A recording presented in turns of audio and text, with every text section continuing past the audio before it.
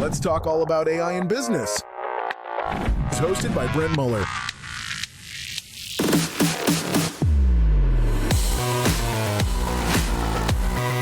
Welcome to the Future Proof Podcast.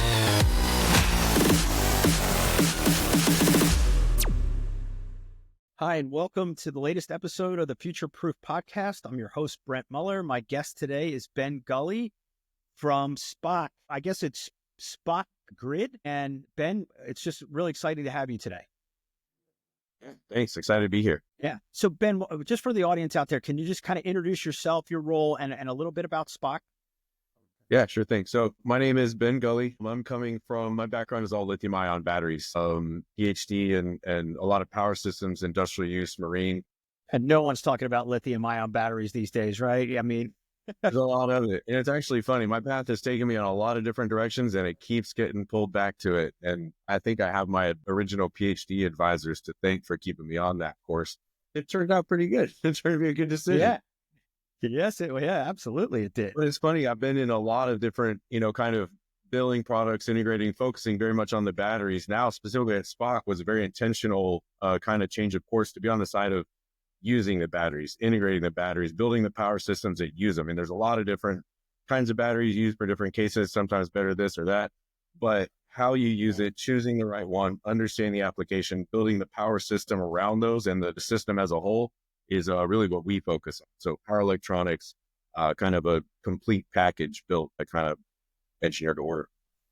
Very cool. So talk a little bit about your journey and how you got, right? You came up and then how you picked SPOC and then how you met the team and just kind of, that story you were telling me earlier. Yeah, absolutely. So like I said, it's very, very much been a journey of batteries. And so started off PhD, doing a lot of research testing, specifically in batteries.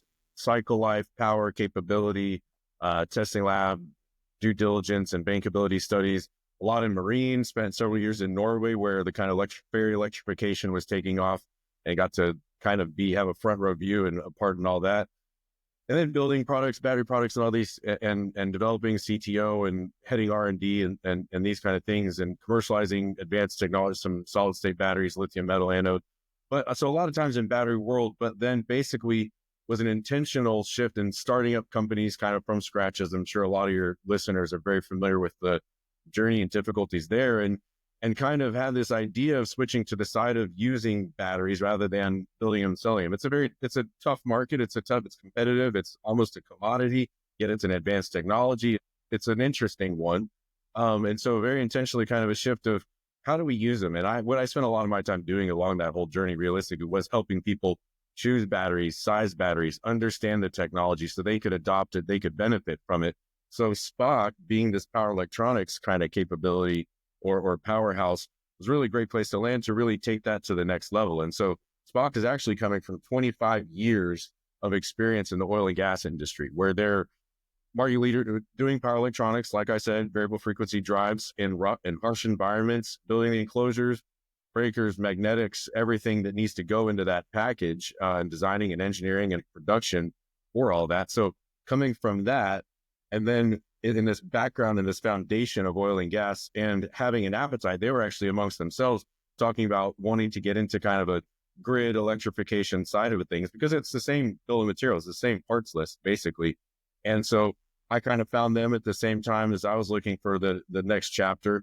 And that made a lot of sense for me, especially when I kind of found them because, that whole setting up production, supply chain, all those pieces, all those, the nail puller hard pieces of the startup world, having that as a foundation and a strong foundation to build a solid company, in a long-term quality, sustainable growth sense, rather than the kind of the boom or bust sort of sense and really build something real. And I'll tell you too, the other thing was, had that mindset, we had some conversations and then went down to talk to them and meeting the CEO, meeting the people, how they do business, how they treat their employees. The culture is frankly a little bit overused word, but it's an important word, but it's also It is important. But when you see, and it's one of those things too, that you hear about all the time, but when you see it and you're like, oh, that's culture. That's what it really is. So had those ideas and then came and met the team and the ideas and we all matched and the culture. And just right then and there, I was like, yep, I'm on board. Let's do, what do we want to do? How are we doing it? Let's go.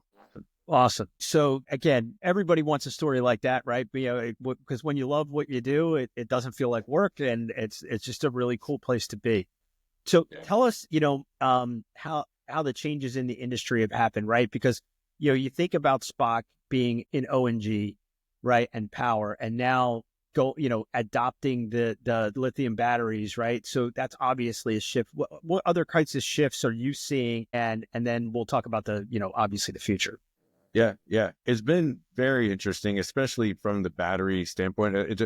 More than anything, just as far as kind of customer education and awareness and familiarity. And I mean, obviously, in 10 years ago, Tesla still wasn't really, people kind of knew, and then they see it, they get some familiarity, and now it's a little bit of everywhere and vehicles. And so it's kind of funny. You go back, 10, 15 years, it's relatively unknown, and there's a fair amount of pushback just in all industries. And then there's been a little bit of interest in adoption and early adoption kind of things and prototype projects.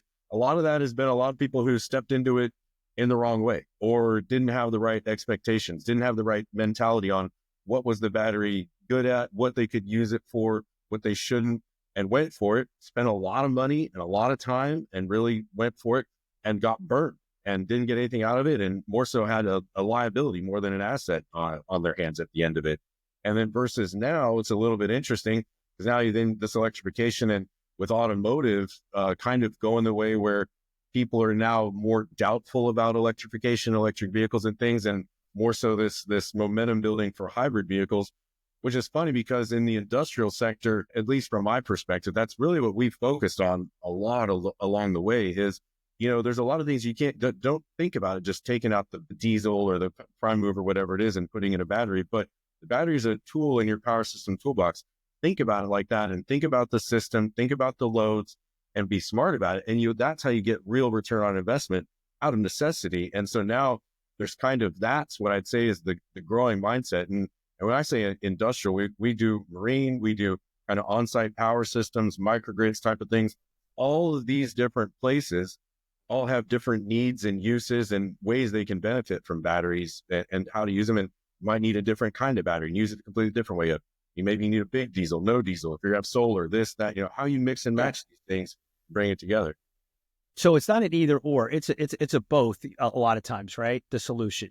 Yeah. Well, it's a look at it. You got to start from square one. This is what we and this is exactly what we like to just help people, frankly, and myself especially, which is just coming from the background of understanding these technologies. Think about start with just what you're trying to do. What are you doing now? What do you want to do different? You want it to be cheaper? Do you want your operating expenses to be lower? Do you want it to, are you trying to more safe, more reliable? What are you trying to get out of it? And pick and choose your pieces and size them in the way that works. And that's why SPOC makes a lot of sense too, because we don't care which of those pieces you're putting together, whether it's a diesel, solar, batteries, big batteries, little batteries, all batteries, whatever, but how you bring them together then too with the power electronics, DC bus protections, voltages, these things, what makes sense there? That's what we excel at. That's where our expertise is. So we help you figure all these out, and then we're going to build you a smart, good solution for how you bring it together. Really, really interesting. It's really fun. interesting. It really is. Yeah, no. So I'm guessing you have a couple cool stories, that projects you've done. You kind of want to just to give the listeners kind of a sense of some of the stuff that SPOC does, because I guarantee there's people out there that are going, I didn't even know, right, that you could do some of that stuff with batteries, right? One probably is probably even the best example, which is so for instance, generators that they use for our on-site power, construction sites, job trailers, these kinds of things. Generator, very poorly loaded, very relatively inefficient actually. And so what we've done is we've helped design with our partner A&A a hybrid version of that, where you're basically using batteries and you're making the diesel run more efficient by choosing the right battery, right sizing, how it's working, understanding what the load is, understanding what the customer need is, what the customer business case is, and what their value proposition is, helping them come up with a solution that meets that and does it. And as the end result of that, using a smaller battery, but using a diesel and doing it as a hybrid rather than just a trailer full of batteries dropped off on site, but an integrated package that does what it needs to do.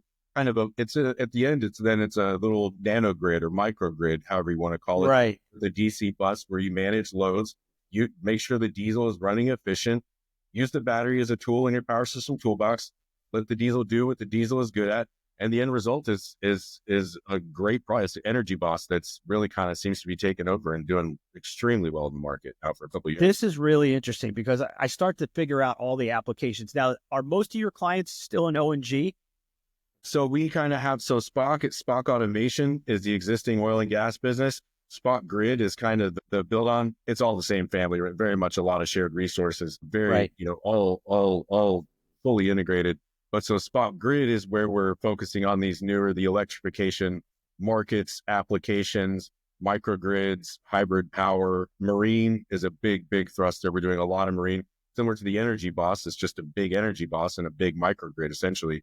And actually, a lot of our leadership is coming from marine. So we all have a lot of experience in marine, and we've learned a lot there that we're taking to other microgrids and power systems. So automation's been, so the existing oil and gas business is still kicking butt and going right along. We're just building on top of it and adding more, one big old happy family. Oh, that makes sense. I mean, when I think about, and we'll get into this in a little bit, but when I start to think about looking down the road, one of the biggest things, which I know that you guys could help with, is the data centers that they're going to be building everywhere, right?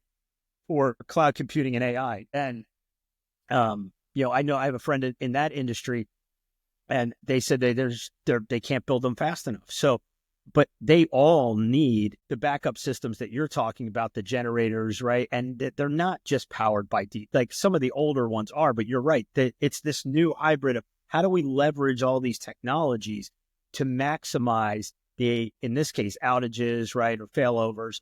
But I can start to see the applications in so many other areas. I mean, you talk about the batteries, right? Tesla started it, but every automotive company is using it. So as you look down in the future, first off, SPOC Automation positioned great to help so many people.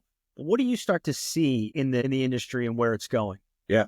And I think data centers is a very interesting indicator there. That's huge and hype and crazy and the amounts of money getting thrown around and all this. But another thing is, I mean, taking data centers, but then also distributed energy resources where we're talking about batteries and, things that are spread out on and providing grid services and load.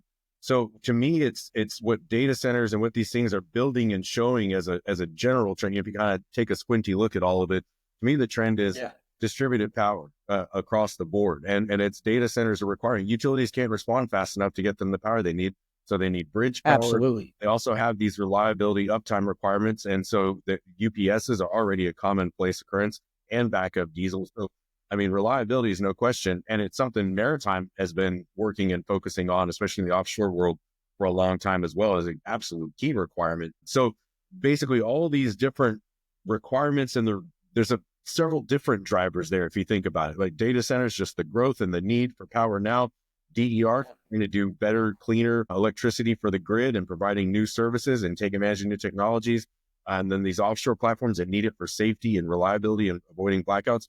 What it all is different ways of building the power system to deliver that power in a way that's reliable, but it's also smaller, distributed, modular at a lot of different sites rather than these large, utility kind of power plants and things, which are critical and necessary and going to keep on growing just as we need more. But I see a lot more of all of these growing alongside and kind of distributed out from them, and especially in the industrial sector. So to me, and those are the kind of power systems we really excel at. It's the same basic concept. We're using inverters, magnetics, transformers, and things to build the power, bring in the different generating components, and let them all do what they're good at. And I think you nailed it on the head as far as what the picture looks like there. Oh yeah, and we haven't even got into like other areas distributed power. It needs to be everywhere, right? You think about, Amazon's probably the biggest one in building their automated warehouses everywhere, right? They need the same thing. And, if I think about, I live in the Charlotte area, but if we drive around, the amount of automated warehouse systems that they're building, they all need distributed backup power, right? And well, distributed power in general, but then also failover, right? All of the stuff you're talking about is all innovation that needs to proliferate in all of these areas. So I can't imagine there's a sector that you're not going to be involved in. Yeah, you're exactly right. That's a little bit of, I mean, for sure the thing to do, focus on where we're good at and the products that fit, but there are so many places. And so it is also a little bit of what is the right thing to bite off at the right time sort of a thing is really actually more than anything. It's just down selecting to be able to focus. But I completely agree. It's needed, and it's going to be interesting. It's been an interesting 10 or so years of electrification. The next 10 are probably going to be wilder. Yeah. And we need more power. Right. And that's why you see, all these different power sources coming together. But what your guys are doing is figuring out how to make them all work together. So very, very, very cool. So as you look down, right, what do you see in the future in the next 1 to 2 years? You can't look out, I believe, again, and especially you being a CTO, right? Technology is disrupting everything. AI, who knows where it'll be 2 years from now. But as you look out in the next 1 to 2 years, what do you see in the power industry? Next 1 to 2 years, I think we'll have a little bit of the same. So we've had a lot of the kind of customer base and education. People have gotten familiar with batteries more so than they used to be. Next to the battery is this power electronic component that, for instance, is what we deliver and we build, we work on.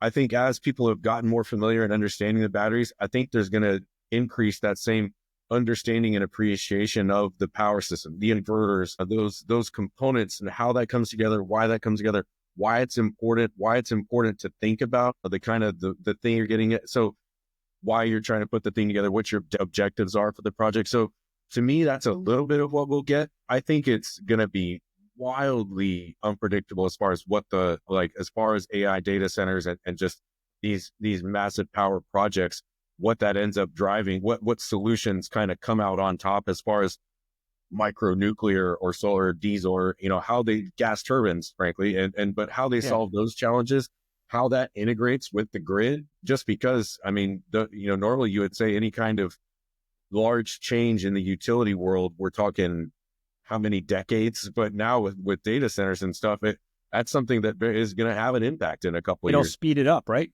Yeah, for sure. They are not messing around. They're not waiting. So that's going to have some bearing, but I think it comes back to that same distributed power, new mindset, the power electronics, how you bring it together, how all these systems integrate and work together and use the utility system, grid, distribution, and transmission systems as a backbone, how the utilities play a part in it. Some will push more, some will push less, but I think some learning and some more distributed kind of power concepts just proliferating.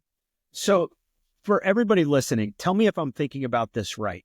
And I may not be, but the way I look and what you're talking about is a much more complex thing that you solve that way of using the right power in the right area. But the simplification or the simplified version, the way I think of it is, I think of a hybrid car. You have an engine that needs to run, you have a battery, and you have gas. And where the right time to use which power source, right? You're doing it in a much larger scale with more than two power sources. Am I thinking about it right? You're exactly right. It's really very, very similar. It's what I'd say is, that's how I got my start. I'm actually at deep down, I'm more a car guy than anything. Just screwing around with cars and race cars and pretending and all kinds of other stuff. But, building on and working on it. So it's actually, I started on hybrid electric vehicle and working on hybrid electric vehicles where I was the controls engineer in kind of some university programs. And so building those systems. And so so going through that thought process, how all those things work is actually how I started on all this. Just that neat, gee whiz, this is a hard problem. This is a hard thing to solve. And there's a lot of ways to do it. It was, this was 20 years ago, whatever. And so, right. Or that, but so it was an unsolved problem then. And so going into marine and now micro, it's the same thing. Just, it's kind of an infinite optimization problem where you can always be a little bit better. How do you want to be better? That's a great way to say it. Yeah. An infinite optimization problem, because, you start to extrapolate that and so many industries have that in different ways. You're just doing it with power. Yep. Yeah. Exactly. Yeah. And it's different. The crazy thing too is it's different every time. You have a new problem, you have a new load, you have a new load profile. That's what was the interesting about starting in marine, just because every ship is realistically different. And so there it was, okay, well, let's figure out, even two sister ships are realistically different in marine. So taking that, and now on the power system side, or industrial kind of application side, everyone is different. You're starting over, okay, what are you trying to do here? What does this thing look like? What does the load profile look like? You usually don't even know. That's really what you need to start with. But That's Yeah. what I'm saying. Now that you tell me if I'm thinking about this right, because I had another different type of energy company on a few weeks ago, and what he said is the load profile and the optimization of that load profile is where he thinks AI is going to make the biggest difference. How do you, especially being the CTO, how do you see where AI might help your industry maximize that? That's an interesting take. I mean, the operational profile is so critical. It really is. And the better data you have, the better off you are. And there is very definitely a lot of legwork in piecing that together up front and building. It's a detective, sleuth piece by piece, get the clues you can to paint the picture. So it's definitely something AI could contribute quite a bit to in building out the data. Because that's what AI is great at, is crunching massive amounts of calculations and giving you better probabilities, right? So that was his hypothesis. Yeah, I think that's a very fair point. I think it's it's definitely one where it definitely goes right along the lines of the concept of AI as a tool to support a human as they're sitting there managing it, using it, and guiding it. I think where you need that expert, you need that kind of tweak on this, tweak on that. Well, they said that, but I think because there's a lot of reading between the lines realistically in those conversations, which is what we do a lot of, kind of being a tool that we could use to help the customer. Yeah. And Ben, what we in the podcast, and again, I got this from one of my earliest podcasts, right, is we call them digital coworkers. AI is not there to replace the human. It's there to make the human's decision-making that much better and drive the quality up, right? Yeah. Yeah. Yeah. So, fantastic. Any other things where you see automation, AI, data helping this industry going forward? I mean, for sure, it's making a big splash just as far as software development in general, and that's how that's going to play in. I think is interesting. That's just pure execution and efficiency, and kind of man-hour productivity kind of factor. And that's probably the other main one, especially speaking for myself as well. The degree to which testing the waters on AI and using it on a more day-to-day basis, and what it can do for your workflow, and just some of the tasks that would have taken a while, and you can just throw it in there and get it done and tweak it, make it better. And, so I'd say just as far as efficiency and productivity across the board, there's going to be more and more absolutely of that. I think if we get to a point where it can start to kind of build power systems, which is not that realistically, probably even more easily accessible than the operational profile generation, something like that, though, could be also a powerful tool, especially to kind of early stage concept exploration, I'll say, for lack of a better term. Yeah. I can imagine, doing some prototyping and that kind of stuff. So any other things that we didn't cover before I get into my, my final two questions, and any other stories that you're like, hey, we should, I got another cool thing in the maritime or wherever, because I'd imagine you just have so many great project stories that you probably forget half the ones. Yeah. I mean, I just say for me, the high level, just the theme, the interesting thing of, we're a bunch of Marine guys, like our leadership team, and coming from a lot of years in that. And so that's a big focus of ours. And that's where we have a lot of experience, and very excited about what we're doing already there. And so to me, it's just the interesting story of how, basically a boat's a floating microgrid. We've been in Marine, we've been doing microgrids for 50 plus years, whatever, since we went to. And no one thinks of boats that way, right? What's that? No, most people don't think of ships that way. No. But I mean, and so it's exactly, you don't think of it, but that's really exactly what it's doing. And I was kind of getting into these offshore applications where it's so critical. Like, for instance, you have these vessels that go up to oil rigs, to platforms, and they have to hold position. I mean, you're next to a $1 trillion asset. And so not crashing into it's a pretty critical task. And so you have DP systems, you call them, and these other kind of blackout prevention systems that you're required. And so batteries and electrification and microgrids, and how we're solving those things, and what we've been doing as far as grounding, as far as protections, those learnings, all those things are exactly what we're taking into microgrids and all these things. And where we're using, and same thing, Marine is actually more active, I think, than most people would think about adopting battery technology and energy storage and what it can do. Again, it makes the most sense. Well, same thing as earlier too, where you had some of the early adopters got their hands burned a little bit, or some bad taste, just not asking the right questions, not going after the right way, or just technologies that weren't that systems that weren't that good, versus now where you can really get a lot out of it and get the right mindset. And so it's the same thing of just how we use those systems, where we use it, what type of vessel, what's it trying to do, how's it charging, is it a hybrid, all those same questions that it's apply to all this new industrial electrification stuff and microgrids across the board. Crazy, but and it's such a good way. I love these kind of stories. Yeah. All right, Ben. So I told you I was going to ask you a couple cool questions at the end.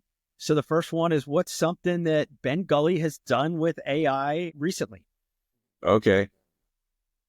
Well, okay. So a good one is out at our kind of family farm where that's off. We don't have cell phone reception and the power goes out a lot out in the very rural Alabama. And so putting in solar and battery system out there. But actually, this, I didn't even think about it. This goes right back to what you said. I built the power profile to give to the solar panel company to size the batteries and size the solar, get their input on it using AI. I love it. Is that when you said that?